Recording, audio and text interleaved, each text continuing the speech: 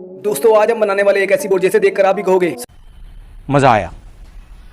और मैं ये जो मजा है हिंदुस्तान के हर व्यक्ति को देना चाहता हूं। सबसे पहले एक ब्लैक पेपर लेके उसको वीडियो में दिखाए अनुसार कुछ इस तरह फोल्ड करते जाना है। इस तरह फोल्ड करते हुए पीछे से भी फोल्ड कर लेना है। अब इसे खोल लेना है, एक बोर्ड सी बन जाएगी।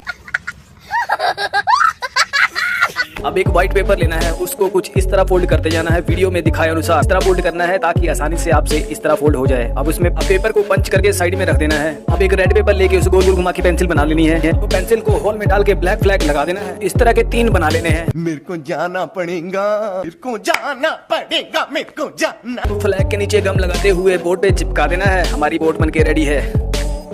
एकदम इन्होंने वक्त बदल दिया, जज्बात बदल दिए, जिंदगी बदल दी। ओ भाई मारो मुझे, मारो मुझे, मारो।